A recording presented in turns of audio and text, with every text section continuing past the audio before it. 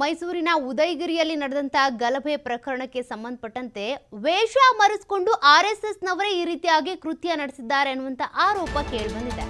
ವಿಧಾನಸೌಧದಲ್ಲಿ ವಿಪಕ್ಷ ನಾಯಕ ಆರ್ ಅಶೋಕ್ ಅವರು ಇದಕ್ಕೆ ವಾಗ್ದಾಳಿ ನಡೆಸಿದ್ದಾರೆ. ಕಾಂಗ್ರೆಸ್ನವರಿಗೆ ಹುಚ್ಚು ಹಿಡಿದಿದೆ, ಇದು ರಾಜಕೀಯ ತೆವಲು ತೀರಿಸಿಕೊಳ್ಳುವಂತ ಕೆಲಸ. ಆರ್ಎಸ್ಎಸ್ನವರು ಯಾಕೆ ವೇಷ ಮರೆಸ್ಕೊಂಡು ಬರ್ತಾರೆ? ವೇಷ ಮರೆಸಿ ಬರೋದಕ್ಕೆ ಅಷ್ಟೊಂದು ದಾಡಿ ಮೀಸೆ ಟೊಪ್ಪಿ ಎಲ್ಲಿ ಸಿಗುತ್ತೆ ಅಂತ ಪ್ರಶ್ನೆ ಮಾಡಿದ್ದಾರೆ. ಸುಮ್ಮನೆ ಆರೋಪ ಮಾಡಿದ್ರೆ ಏನ್ ಅರ್ಥ ಅಂತ ಅಶೋಕ್ ಪ್ರಶ್ನೆ ಮಾಡಿರೋದು.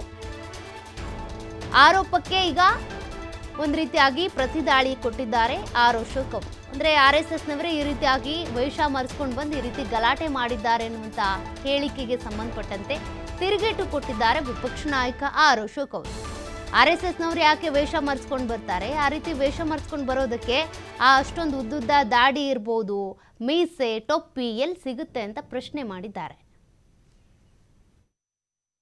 ಇವ್ರಿಗೆ ನನ್ಗನ್ಸ್ತೈತೆ ಕಾಂಗ್ರೆಸ್ ಅವ್ರಿಗೆಲ್ಲ ಬುದ್ಧಿ ಭ್ರಮಣೆ ಆಗೋಗ್ಬಿಟ್ಟೈತೆ. ಅವ್ರದೇ ಸರ್ಕಾರ ಐತಲ್ಲಪ್ಪ, ಅದ್ಯಾವ್ದೋ ಏನ್ ಒಂದೇ ದಿನ ದಾಡಿ ಬಿಟ್ಕೊಂಬಂದು ಬಿಡಕ್ಕಾಗತ್ತ? ಒಂದೇ ದಿನ ದಾಡಿ ಬಿಟ್ಕೊಂಡು ಒಂದೇ ದಿನ ಎಲ್ಲ ಮುಖವಾಡ ಎಲ್ಲ ಚೇಂಜ್ ಮಾಡ್ಕೊಂಡು ಬಂದು ಸಡನ್ ಆಗಿ ಅಷ್ಟು ದಾಡಿಗಳು ಎಲ್ಲಿ ಸಿಗ್ತಾವಪ್ಪ ನಿನ್ಗೆ? ಚೇಂಜ್ ಓಕೆ, ಅಷ್ಟು ದಾಡಿ ಚೇಂಜ್ ಮಾಡ್ಕೊಂಬಂದ್ಬಿಟ್ರು ಎಲ್ಲ ಏನೋ RSS ಅವರೆಲ್ಲ ಏನೋ ಏನ್ ಚೇಂಜ್ ಮಾಡ್ಕೊಂಬಂದ್ರು, ಡ್ರೆಸ್ ಚೇಂಜ್ ಮಾಡ್ಕೊಂಬಂಡು ಅಂತಂದು ಒಂದೇ ಸರಿ ಅಷ್ಟು 1000 ವೇಷಗಳು ಎಲ್ಲಿ ಸಿಗ್ತವೆ? ಅಷ್ಟು ಟೋಪಿಗಳು ಎಲ್ಲಿ ಸಿಗ್ತವೆ? ಅಷ್ಟು ಪೈಜಾಮಾಗಳು ಎಷ್ಟು ಸಿಗ್ತೈತೆ? ಅಷ್ಟು ಗಡ್ಡ ಎಲ್ಲಿ ಸಿಗ್ತೈತೆ? ಅಷ್ಟು ಬಾರ್ ಯಾಕಂದ್ರೆ ಅದು ಶೇವಿಂಗ್ ಮಾಡ್ಕೊಬೇಕಲ್ಲ ನೀಟಾಗಿ, ಇದಕ್ಕೆ ಒಂಥರ ಇದು ಬರೋ ಥರ ಅಷ್ಟು ಶೇವಿಂಗ್ ಅಂಗಡಿಗಳು ಎಲ್ಲವೇ ಅಷ್ಟು ಜನಕ್ಕೂ? ಹುಚ್ಚಿರ ಇವರು ಕಾಂಗ್ರೆಸ್ ಅವರು, ಹುಚ್ಚಿಡ್ಬೇಕು ಕಾಂಗ್ರೆಸ್ ಅವ್ರಿಗೆ.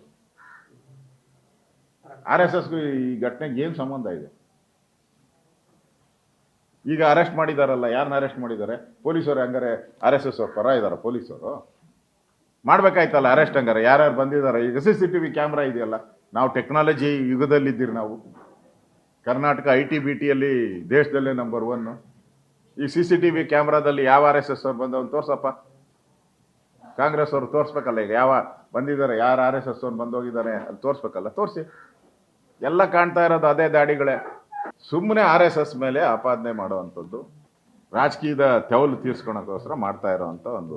ನನಗನ್ಸ್ತತೆ ಇಲ್ಲಿ ಪೊಲೀಸರ ಕೈ ಕಟ್ಟಾಕಿರೋದ್ರಿಂದ ನಮಗೆ ಈ ಮೈಸೂರಿನ ಗಲಭೆ ಏನಾಗಿದೆ ಅದರಲ್ಲಿ ನ್ಯಾಯ ಸಿಗುತ್ತೆ ಅನ್ನೋ ವಿಶ್ವಾಸ ರಾಜ್ಯದ ಜನತೆಗೂ ಇಲ್ಲ, ವಿರೋಧ ಪಕ್ಷಕ್ಕೂ ಇಲ್ಲ.